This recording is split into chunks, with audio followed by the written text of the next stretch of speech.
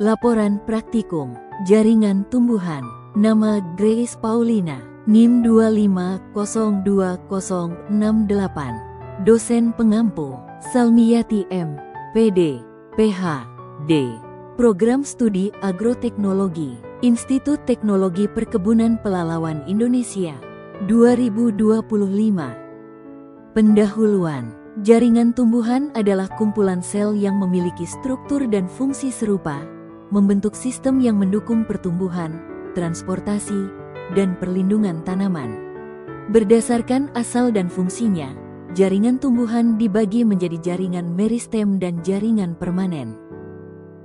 Jaringan meristematik berperan dalam proses pertumbuhan melalui pembelahan sel aktif, sedangkan jaringan permanen memiliki fungsi khusus seperti perlindungan, fotosintesis, dan transportasi zat. Bercu, Filipov, dan Oprea, 2020. Jenis-jenis jaringan tumbuhan. Jaringan meristem, jaringan embrional yang aktif membelah, terletak di ujung akar, batang, dan pucuk. Fungsinya untuk pertumbuhan primer dan sekunder. Contoh, meristem apikal, jaringan kolenkim, jaringan penyokong fleksibel, terdiri dari sel panjang dengan dinding tebal di sudut, mendukung batang muda dan daun. Jaringan parenkim, jaringan dasar dengan sel hidup, berfungsi untuk penyimpanan, fotosintesis, dan pengisian ruang. Jaringan sklerenkim, jaringan penyokong keras, dengan sel mati dan dinding lignifikasi. Jenis-jenis jaringan tumbuhan. Jaringan silem, jaringan pengangkut air dan mineral dari akar ke daun. Terdiri dari trakea dan trakeit, sel mati dengan dinding lignifikasi. Jaringan floem, jaringan pengangkut hasil fotosintesis, gula, dari daun ke seluruh tanaman. Terdiri dari sel pengiring dan tabung tapis, sel hidup. Tujuan praktikum. Mahasiswa mampu mengenali berbagai jaringan penyusun organ tumbuhan, baik berdasarkan letak, bentuk, maupun fungsinya, dengan menggunakan mikroskop cahaya dan pewarnaan sederhana. Adapun alat dan bahan yang digunakan yaitu mikroskop cahaya, kaca objek, kaca penutup, cutter, pinset, pipet tetes, tisu, buku gambar, dan pensil.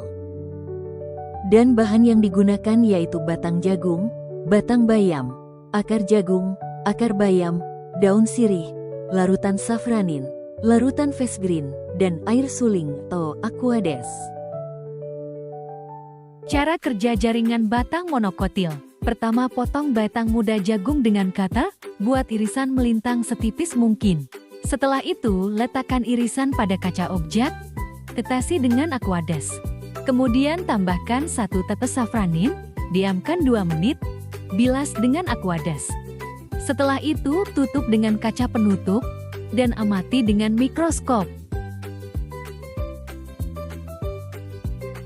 Cara kerja jaringan batang dikotil. Yang pertama, buat irisan melintang tipis batang dikotil. Lalu letakkan di kaca objek. Kemudian titesi campuran safranin tambah fasgreen. Kemudian tutup dengan kaca penutup dan amati dengan mikroskop. Cara kerja jaringan akar monokotil dan dikotil. Pertama, buat irisan melintang akar muda jagung dan bayam. Setelah itu, letakkan di kaca objek, tetesi safranin. Lalu tutup dengan kaca penutup dan amati dengan mikroskop. Cara kerja jaringan daun sirih. Pertama, ambil daun segar sirih, buat irisan melintang tipis. Kemudian letakkan pada kaca objek. Lalu tambahkan fasgreen dan safranin. Setelah itu, tutup dengan kaca penutup. Dan amati dengan mikroskop, lalu identifikasi jaringan epidermis atas dan bawah. Hasil. Pada batang bayam, sel tersusun rapat dan memanjang dengan dinding sel menebal di sudutnya. Fungsi, memberikan kekuatan mekanik pada batang muda agar tidak mudah patah. Batang jagung, berkas pengangkut, silem dan floem, tersebar acak di seluruh jaringan dasar. Ciri khas monokotil, tidak memiliki kambium, sehingga tidak mengalami pertumbuhan sekunder. Akar bayam, lapisan terluar berupa sel tunggal berlapis tipis, epidermis. Di bawahnya terdapat sel-sel besar berdinding tipis, parenkim. Fungsi, epidermis melindungi jaringan di bawahnya, sedangkan parenkim menyimpan cadangan makanan. Hasil, pada akar jagung, sel tersusun rapat dan memanjang dengan dinding sel menebal di sudutnya. Fungsi, memberikan kekuatan mekanik pada batang muda agar tidak mudah patah. Daun sirih, floem berada di bagian luar berkas pengangkut, xilem di bagian dalam. Fungsi, floem mengangkut hasil fotosintesis, zat makanan, dari daun ke seluruh tubuh tumbuhan. Pembahasan, pada tumbuhan monokotil juga terdapat meristem perifer. Meristem perifer merupakan bagian meristem yang berkembang menjadi batang berisi xilem dan floem. Lapisan epidermis batang tumbuhan dikotil memiliki dinding sel yang lebih tebal dibandingkan tumbuhan dikotil. Pada lapisan epidermisnya terdapat stomata dan buku-buku. Di bawah epidermis terdapat korteks. Korteks tersusun dari sel-sel sklerenkim. Korteks tumbuhan monokotil, korteks merupakan kulit batang. Kulit batang berfungsi mengeraskan bagian luar batang. Setelah korteks, lapisan berikutnya ialah stele. Tumbuhan monokotil memiliki batas korteks dan stele yang tidak jelas. Di dalam stelnya terdapat berkas pengangkutan.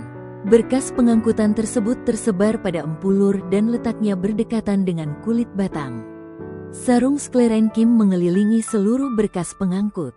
Tipe berkas pengangkutannya dinamakan kolateral tertutup, sebab di antara xilem dan floemnya tidak ditemui kambium. Akibatnya, tumbuhan monokotil tidak bisa tumbuh secara sekunder, alias tubuhnya tidak membesar dan hanya memanjang.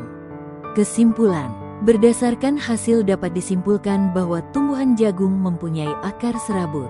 Struktur akar tersusun atas jaringan epidermis, jaringan dasar berupa korteks, endodermis, empulur, dan berkas pembuluh.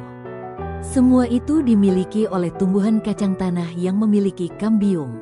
Secara umum juga struktur batang tersusun atas epidermis. Perbedaan akar monokotil dan akar dikotil adalah xilem pada tumbuhan dikotil mengumpul di bagian tengah silinder pusat, dengan empulur yang kecil atau tanpa empulur, sedangkan pada tumbuhan monokotil xilem dan floem letaknya berselang-seling. Perbedaan batang monokotil dan dikotil adalah pada batang dikotil terdapat empulur, silinder pusat.